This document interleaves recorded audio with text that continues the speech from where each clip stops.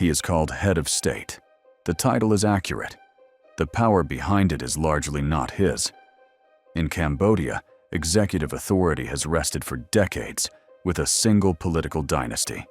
First Hun Sen, now his son, Prime Minister Hun Manet. Sihamoni represents the nation. He signs the documents. He does not, in any operational sense, govern. He commands no army and passes no legislation.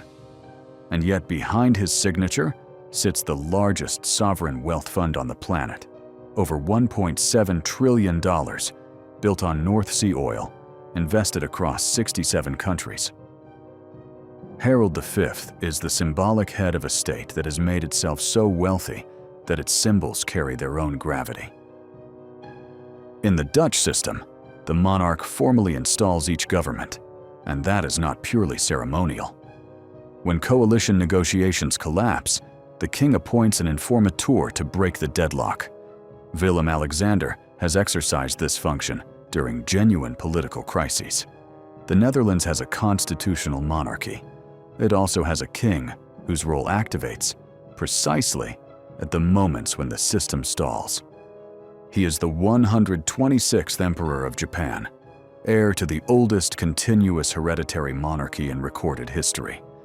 His function is symbolic, but the symbol is Japan itself, a nation with an economy of $4 trillion, a defense alliance with the United States, and a cultural identity that runs through every institution. Naruhito does not govern. He personifies, and in Japan, that is not a lesser role.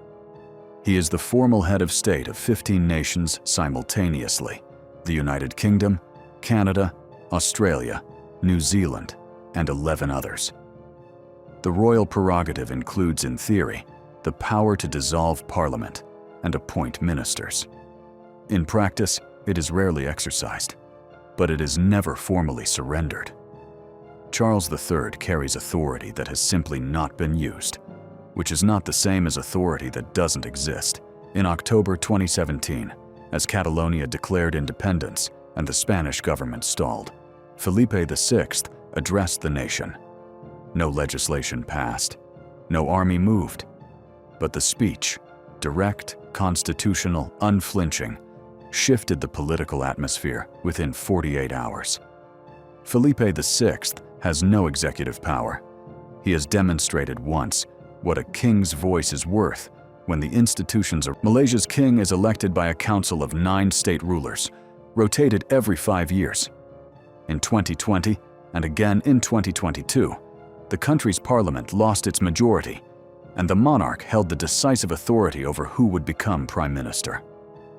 Sultan Ibrahim, now the reigning king, has exercised this discretion under genuine constitutional ambiguity. The power was not theoretical. It was used at the exact moment it was needed. He governs 44 hectares. He commands no army and controls no oil. And yet 1.4 billion people receive his words on poverty, war, and conscience as something approaching moral law. Pope Leo XIV, elected in May 2025, the first American-born pope in history, leads the most widely distributed institution on earth. No government reaches the audience the Vatican reaches every Sunday. He restructured the Thai military budget under royal command authority and transferred entire army units into direct palace control. His personal fortune is estimated at over $30 billion, held not through investment funds, but through direct ownership. Vajiralongkorn is not a constitutional monarch who happens to be wealthy. He is a power center who also happens to hold a throne.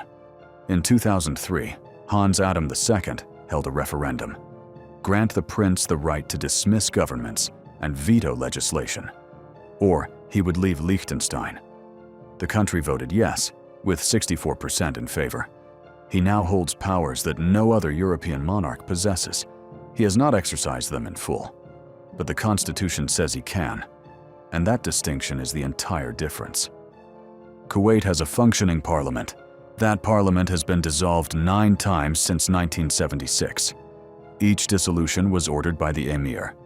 Mishal al-Ahmad, who became Kuwait's ruler in 2023, inherited a system in which the power to dissolve, suspend, and reconstitute the legislature is not an emergency measure. It is a routine instrument of political management. The 2011 uprising in Bahrain was suppressed with Gulf Cooperation Council forces, invited in by King Hamad.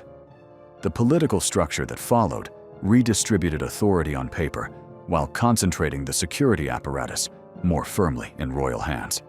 Hamad bin Isa al-Khalifa rules a country with a formal constitution and an elected parliament, and full control of the institutions that determine when either of those things matters. He appoints the prime minister. He commands the military. He sets foreign policy in a nation that borders Israel, Syria, Iraq, and Saudi Arabia simultaneously. Abdullah II has navigated every regional upheaval of the last 25 years.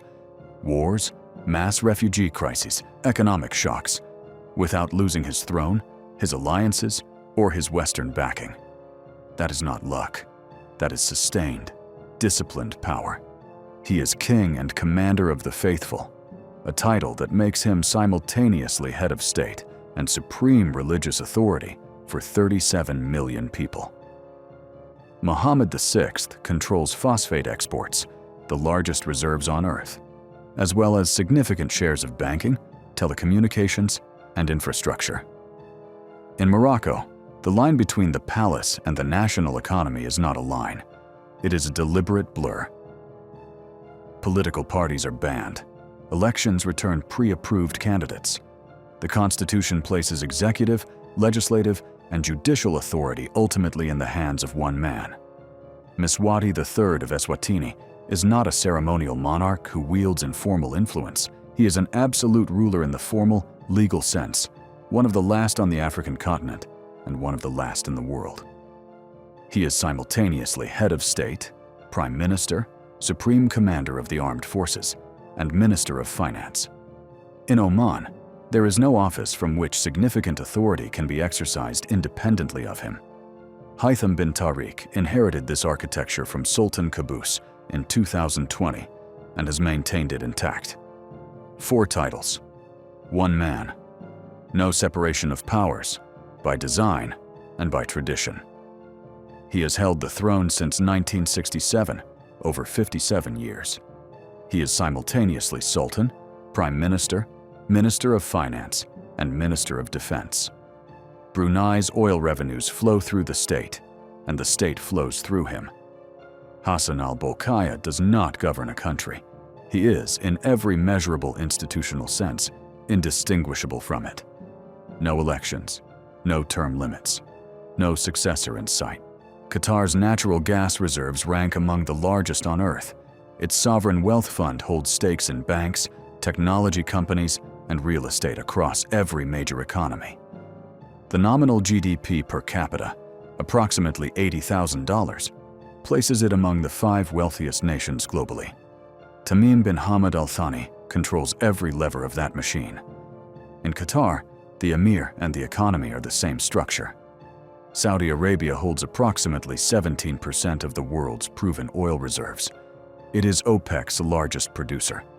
The formal ruler is King Salman. The operational architect of the state's transformation is Crown Prince Mohammed bin Salman. But in the Saudi system, there is no meaningful distinction between dynastic interest and state policy. This is not a monarchy that governs a country. This is a family that is the country. He became president of the United Arab Emirates in 2022, but had been its de facto ruler for years before that. Under MB Zayed, the sovereign wealth fund exceeded $1.5 trillion. Abu Dhabi invested in artificial intelligence companies, defense contractors, and strategic infrastructure across 4 continents. He rewrote the country's foreign policy, built one of the most capable militaries in the Arab world, and positioned a desert city-state as a global power broker.